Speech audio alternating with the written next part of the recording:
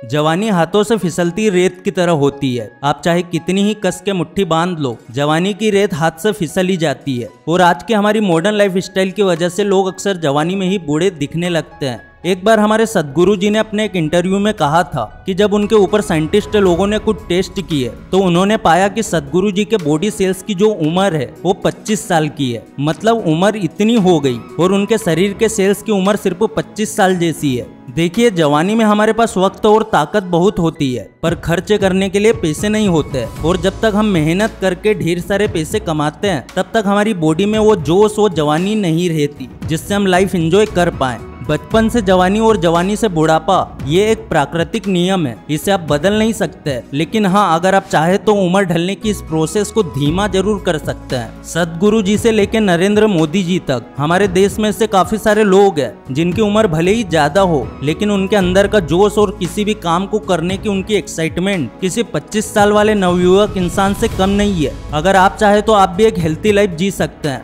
आप भी अपनी जवानी को बरकरार रख सकते हैं। और ये सब कैसे पॉसिबल होगा? आपको क्या खाना है और खास तौर पे क्या नहीं खाना है, कौन से ऐसे प्राणायाम है और कौन से ऐसे योगासन है जो आपको लंबे समय तक जवान रख सकते हैं, वो सब आज के इस वीडियो में हम आपको बताने वाले हैं। आप इस वीडियो को शुरू से लेकर आखिरी तक पूरा देखना, आपको बहुत कुछ सीखने समझने को मिलेगा। फास्टिंग यानी कि उपवास। अब कई लोगों के दिमाग में सवाल उठेगा कि भाई उपवास और जवान रहने के बीच क्या कनेक्शन है। शायद ये बात आपको अजीब लगेगी, लेकिन उपवास एक ऐसी चीज है जो आपको अंदर से यंग बनाती है। कुछ साइंटिस्ट लोगों ने इस चीज पे स्टडी की थी कि अगर किसी वजनदार आदमी को कैलोरीज देना ही बंद कर दे तो उसके शरीर पर क्या असर होगा। और इस स्टडी में उन्होंने पाया कि कैलोरीज की सप्लाई कम करने के बाद उनकी बॉडी एक प्रॉपर तरीके से एनर्जी प्रोडक्शन करने लगी थी, यानी कि शरीर में एनर्जी बढ़ने लगती है। देखिए, हमारी बॉडी में रोज नए नए सेल बनते हैं और रोज पुराने सेल से नष्ट हो जाते हैं। लेकिन एक वक्त ऐसा आता है जब नए सेल्स बनने की प्रोसेस धीमी हो जाती है, लेकिन पुराने सेल से नष्ट होने की प्रोसेस चालू रहती है। और इसी वजह से हमारी लाइफ में बुढ़ापा आता है। उपवास की वजह से हमारे सेल से नष्ट होने की प्रोसेस धीमी जरूर हो जाती है और इसी वजह से हमारे डीएनए की डैमेज प्रोसेस भी स्लो हो जाती है।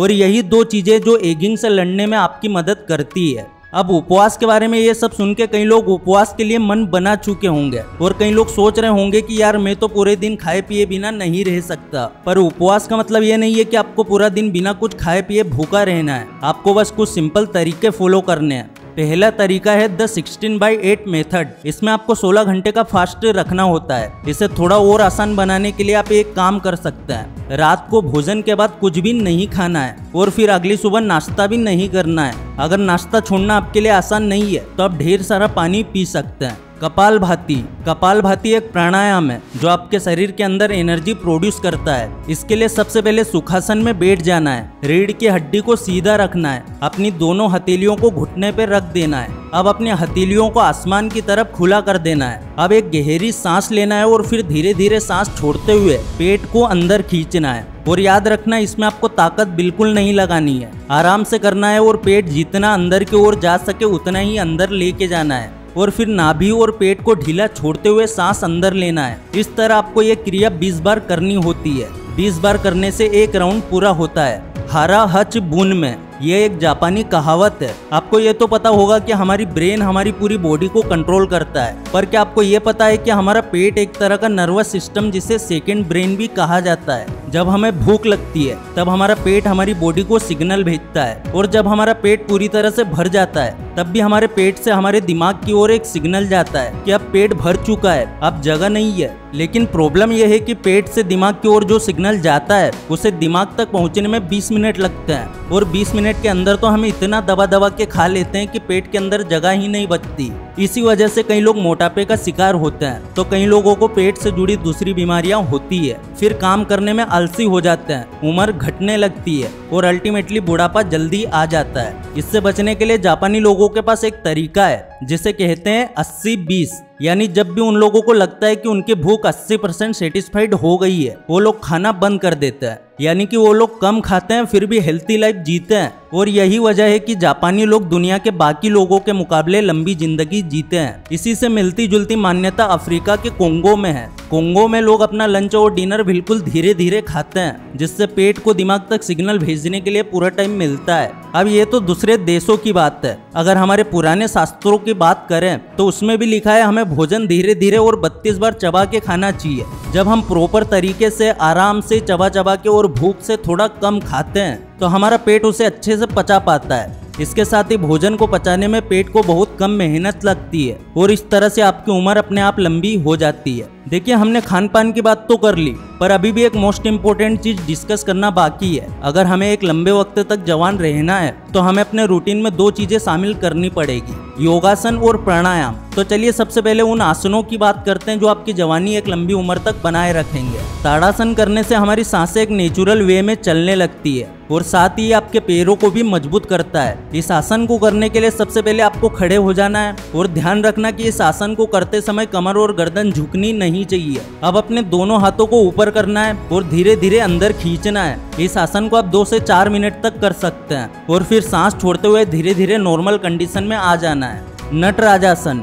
नटराजासन हमारी बॉडी में ब्लड सर्कुलेशन को इम्प्रूव करता है, जिससे सिर्फ कुछ ही दिनों में आप स्ट्रेस फ्री महसूस करने लगते हैं। इस आसन को करने के लिए सबसे पहले सीधे खड़े हो जाना है। अब अपने दाएं पैर को अपने हाथों की मदद से पीठ के पीछे तक लेके जाना है और अपने हाथों से अपने पैर को पकड़ के रखना है। इसके बाद बाएं हाथ को आगे रखकर अपने एक पैर पर संतुलन बनाए रखना है। और हाँ, ये बात जरूर याद रखना कि किसी भी आसन को हमें जबरदस्ती नहीं करना है। जिन लोगों ने पहले कभी आसन नहीं किया उनके लिए ये थोड़ा मुश्किल हो सकता है, पर टेंशन ना ले, धीरे धीरे इसकी प्रैक्टिस करते रहे, आप जरूर सक्सेस हो जाएंगे।